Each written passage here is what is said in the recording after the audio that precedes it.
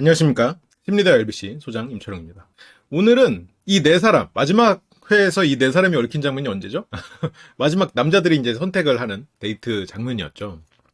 거기에서 이제 영철 씨가 영식 씨한테 부탁을 합니다. 내가 정숙 씨한테 갈 테니까 순자한테 좀 가줄 수 있냐고 부탁을 해요. 그게 이제 나중에 나오는데 이제 영식 씨가 처음에 막 고민을 하면서 간단 말이에요. 근데 이제 순자 씨를 보고 순자 씨가 이제 인사를 하면서 약간 그래요. 갈 곳 가세요. 약간 이런 느낌으로 되니까 영식 씨가 순간적으로 어떻게 해야 되지? 당황해버렸어. 영철 씨의 그런 부탁을 이제 하겠다고 한 것도 확답을 한 것도 아니었을 수 있겠지만, 그러면서 이제 영식 씨는 영자 씨한테 간단 말이에요. 이제 나는 이제 그걸 보고 좀, 영식 씨가 생각보다 훨씬 좋은 사람이겠구나는 느낌을 받았거든요. 정숙 씨가 보는 영식 씨의 장점은 야생의 어떤 것? 야생미라고 봤지만, 거기 이제 댓글을 어떤 분이 달아주셨더라고요. 이 영식 씨의 이런 나른미를 가 유혹의 대상이 됐을 거다. 그러니까 그런 게 매력의 포인트가 됐을 거다. 근데 그거는 이제 우리의 관점이고 영식 씨가 가진 야성미가 생각보다 실체가 없을 수는 있어. 그러니까 사실이 아니지. 근데 정숙 씨가 영식 씨에게 꽂힌 건 그런 야성적인 부분이라는 거죠. 왜냐면 그게 정숙 씨가 가지는 결핍이니까. 내가 하고 싶은데 못하는 모습을 저 사람은 저렇게 자연스럽게 해버리네? 그게 정숙 씨 표현으로는 내추럴한 모습 이라는 표현이죠. 자연스럽고 그런 나른한 부분이 영식 씨의 섹시함을 더해주지만 정숙 씨가 처음에 꽂힌 거는 그런 햇볕 아래서 인상을 쓰고 있는 이게 방송이어도 기분 나쁘면 인상 써버릴 수 있는 정숙 씨는 그렇게 못하거든. 그냥 일단 상대가 불편해도 웃고 그 웃지 못할 정도로 마음이 상해버리면 관계를 끊어버린단 말이에요. 그게 이제 정숙 씨는 스스로는 그렇게밖에 못하지만 그게 싫은 거예요. 근데 그걸 할 수 있는 영식 씨가 멋있는 거야. 어쨌건 그래서 이제 정숙 씨는 영식 씨의 야생미에 꽂혔지만 영식 씨가 가진 매력은 실은 그 야생미 계열은 아닌 거지. 영식 씨는 훨씬 더 어떻게 보면 더 편안한 사람이지. 좋은 게 좋은 거야. 약간 이런 느낌도 있는데 그러니까 오히려 이제 아내 입장에서는 왜 이렇게 사람이 흐리멍텅해? 왜 이렇게 딴 데 가서 이렇게 막 다 해주고 와, 다 퍼주고 와? 네가 뭐 호구야? 약간 이런 말을 들을 수도 있는 거야, 나중에는. 근데 물론 이제 그게 영식 씨가 바보 같은 사람이다 그 뜻은 전혀 아니에요. 영식 씨가 가진 매력 중에는 약간 사람 자체를 좋아하고 기본적으로 사람이 선한 사람 같아요. 여유 있고 내가 조금 손해 봐도 뭐 그럴 수 있지 약간 이런 느낌의 사람이란 말이에요. 그러니까 굉장히 편안하고 좋은 매력의 사람이지. 근데 이제 정숙 씨가 보는 영식 씨는 그 매력 포인트는 아니라는 거예요. 그래서 이제 야생의 것이라고 이제 한 거지. 그러니까 영철 씨도 실은 되게 무례한 부탁이잖아요. 부탁으로만 따지면 이게 지금 솔로나라에서 거의 마지막 기회인데 남자로서는 내 마음을 표현하는 거잖아요. 그런데 영식 씨에게 주어진 마지막 기회를 실은 영철 씨가 뺏는 거라고 보일 수도 있는 면이 있죠. 왜냐면 지금 영식 씨 입장에서는 영자 씨와 확실히 관계를 다지지 못했어. 그래서 뭔가 이 사람에게 어필을 하긴 해야 돼. 그러니까 만약 영자 씨와 관계를 더 이어나갈 생각이 있다면 가서 얘기를 나눠야 되지. 그러니까 얘기를 꼭 많이 안 하더라도 그 마음을 보여주는 거니까 그 선택이. 그렇기 때문에 정숙 씨에게 가기는 어려운 거예요. 왜냐면 정숙 씨한테는 한번 거절을 했거든. 근데 거절을 한 상태에서 정숙 씨한테 간다? 그러면 영식 씨 입장에서는 상대한테 너무 많은 기대를 주는 걸 수도 있고 자기 마음과 다른 행동을 하는 거니까. 그러니까 영식 씨 입장에서는 그러니까 순자 씨한테까지는 고민을 할 수는 있는 포인트가 있죠. 그래, 내 마지막 어차피 좀 잘 안 될 테니까 그래도 부탁 들어주자 약간 했다가 근데 순자 씨의 위치가 너무 안 좋았어. 밖에 나와 있었어. 그러다 보니까 이제 딱 가진 못했고 그리고 여기서 그 영철 씨가 가지는 특성이 나오는데 순자 씨를 선택하지 않아도 순자가 이해해 줄 거라고 생각을 한단 말이에요. 약간 순자 씨가 어쨌건 정숙 씨를 위로해 주기도 했고 안아주기도 했고 그런데 순자 씨가 선택을 받지 못하고 그 시간을 영식 씨랑 보낸다? 이건 다른 문제였을 거란 말이에요. 근데 영철 씨는 제가 지난번에도 말했던 것처럼 약간 좀 가부장적인 남자 계열이란 말이에요. 굳이 계열로 따지면. 근데 가부장적이다 이게 굉장히 어떻게 보면 요즘엔 욕처럼 쓰이지만 그런 뜻은 아니에요. 거기 어쨌건 책임감을 가지고 있고 그리고 헌신한다는 면이 있으니까. 그러니까 거기에도 분명히 장단점이 존재하는 거지. 그러니까 그렇기 때문에 영철 씨는 정숙이 위로를 해주고 싶다라는 책임감이 존재해요. 그리고 그 책임감을 위해서 내가 희생하는 거잖아. 나는 나대로 희생하는 거야. 왜냐면 나는 순자랑 시간을 보내고 싶어. 하지만 나를 희생해서 정숙 씨를 위로해 주는 거야. 나의 희생은 순자 씨도 희생을 하는 거지만 이 사람이 어쨌건 나와 나를 사랑한다. 내가 사랑하는 사이 물론 아직 사랑은 아니겠지만 어쨌건 이 솔로 나라는 그렇잖아요. 그렇게 표현을 해도 되잖아. 서로가 사랑하는 사이라면 어쨌건 이 사람은 나랑 같은 생각을 하고 있을 거라고 생각하는 거예요. 내가 가지는 책임감을 함께 짊어져 주길 바라는 거야. 그래서 같이 희생하면서 뭔가 더 선의를 베푸는 거지. 그 책임감을 유지하기를 바라는 마음이 있는 거예요. 그렇기 때문에 이런 사람들은 자기가 희생해요, 보통. 그리고 또 영식 씨가 순자 씨한테 또 마음이 없었냐? 그러면 또 없지도 않았었어. 연어도 사왔잖아요. 연어도 사왔고 막 이러다 보니까 영식 씨가 순자 씨한테 가는 거는 좀 여러모로 불편한 상황이 되죠. 순자 씨 입장에서 순자 씨가 아마 그랬으면 마지막에 선택 안 했을 거예요. 마지막에 영철이 선택 안 했을 거야. 근데 이 얘기를 할 때 광수 씨나 뭐 상철 씨가 옆에 있었거든요. 정숙 씨의 눈물에 이제 고민하는 영철 씨가 책임감을 가지고 그거에 대해서 고민을 하잖아요. 근데 육촌 누나의 슬픔. 근데 그때 광수 씨나 상철 씨 같은 사람은 뭐 저런 걸로 저런 고민을 하지? 여기서 뭐 그 순간 데이트하고 잠깐 얘기하는 것 뿐인데? 라고 생각을 했을 거라고요. 광수 씨는 여기 지금 사장님의 페르소나가 왔단 말이야. 그렇기 때문에 저런 거에 대해서 뭐 굳이 뭐 그럴 필요 없을 텐데 하고 약간 좀 헛웃음이 나오는 그런 느낌을 가졌을 거고, 상철 씨도 타인을 움직이게 하는 거는 아예 저건 뭐 좀 이상한데? 약간 그런 느낌을 받았을 거라는 거죠. 그러면서 이제 마음과 다르다면 원칙에 위배되니까 이제 순자 씨 때 간다 이제 그런 표현했는데, 그러면 영식 씨는 위배도 되는 거야? 왜 우리 착한 영식 씨는 왜 위배를 시키려고 하는 거야?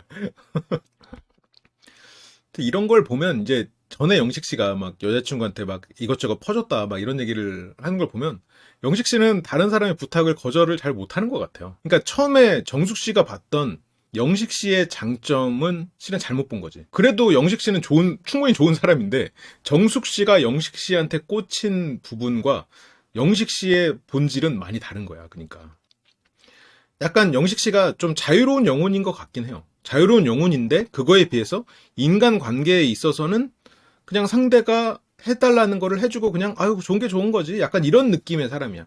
그러니까 디스크 모형으로 따지면 안정형인 거지. 일보다는 관계 중심적인 사람이고 조금 더 주도적이다기보다는 조금 뭐 상대가 원하는 걸 해줄 수 있는 이제 그런 사람인 거죠. 그러니까 일보다는 관계 중심이니까 회사에서도 좀 돈을 덜 받아도 좋은 사람들이랑 다니는 거를 더 선호할 사람인 거고, 막 굳이 따지자면. 그리고 반대로 말하면 압박 같은 거에 약한 사람인 거야, 실은. 특히나 인간관계에 있어서의 압박. 지금 자꾸 이렇게 내 말에 토달면 우리 관계 좋지 않아?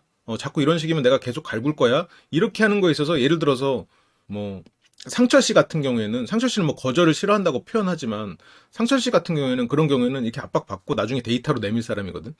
그래서 이러이러해서 지금 이런 식의 건 잘못돼 있다. 뭐 그거를 뭐 문자로 보내든 아니면 문서로 보내든.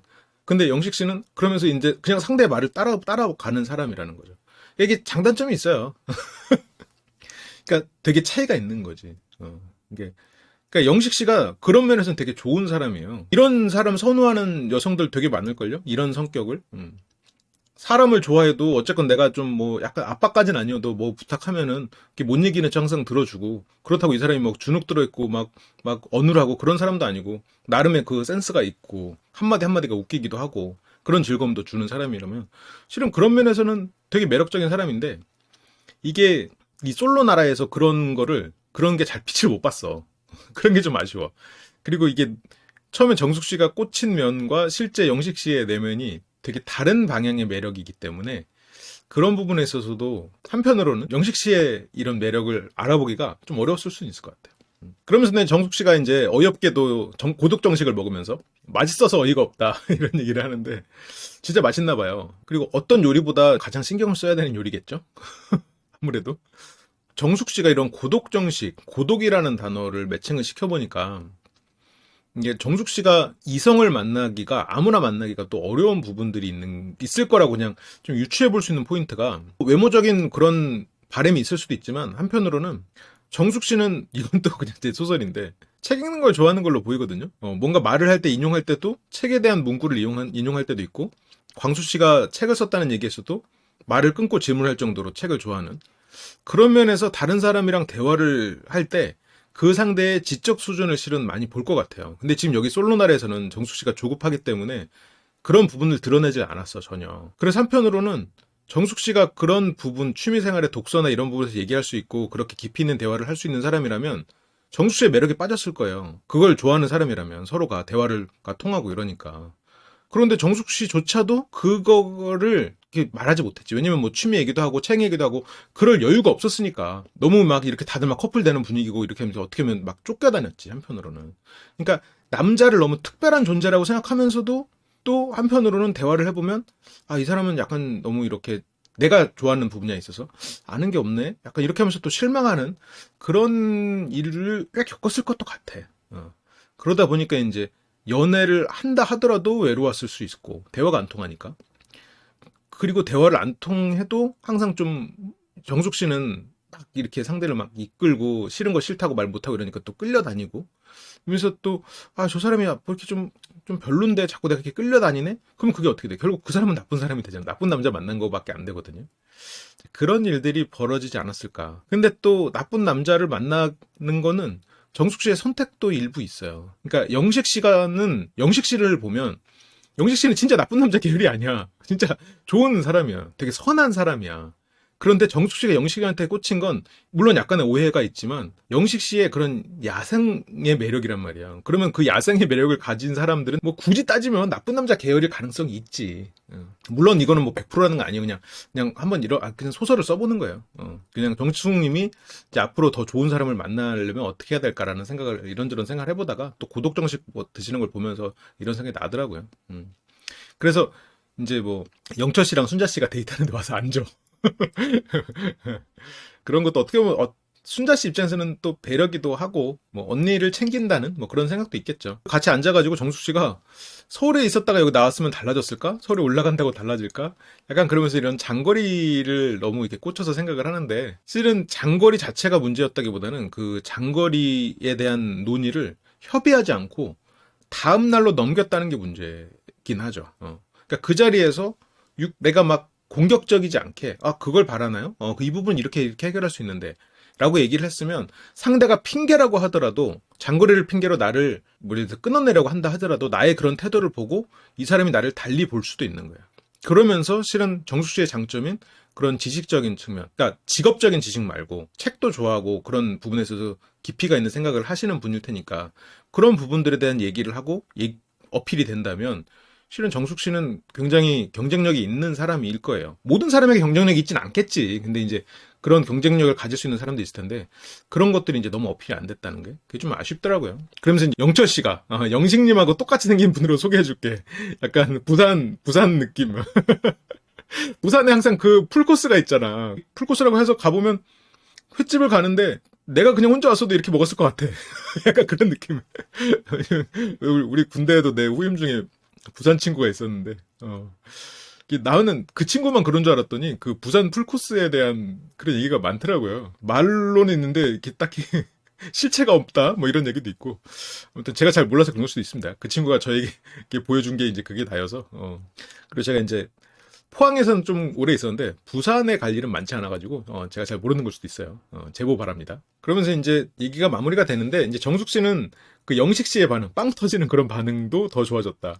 그러니까 그런 걸 보면 정숙 씨가 사람에 대한 이해가 있는 사람이에요. 그러니까 영식 씨가 거기서 막 죄송해요, 미안해요 그렇게 하는 것보다 고독정식 먹었다는 거에서 그냥 딱 웃을 수 있는 영식 씨라는 이 분이 물을 흘러가는 대로 가는 사람이라 이 영식 씨라는 캐릭터가 어떤 분쟁을 일으키거나 이제 그럴 수 있는 사람은 아니긴 한데 그래도 이런 영식 씨의 캐릭터가 더 잘 드러날 수 있는 좀 그런 관계, 그런 구도가 좀 나오는 시즌이었으면 더 좋았지 않았을까. 약간 그런 게 좀 아쉽더라고요. 너무 이 사람이 가진 매력을 너무 조금밖에 발휘를 못한 것 같아. 저는 그렇습니다. 또 이렇게 이런 짧게 소감을 같이 우리가 나누는 방식으로 해가지고 나는 솔로 11개를 또 보내는 중입니다. 너무 빨리 떠나는 것 같아서 좀 아쉬워. 이 그리려나님의 그림 이거 받은 게 진짜 며칠 전인 것 같은데 벌써 이렇게 또 이분들이 떠나네요. 네, 그래요. 그러면 저는 또 다음 시간에 더 재밌는 내용으로 돌아올 수 있도록 하겠습니다. 시청해주셔서 감사합니다.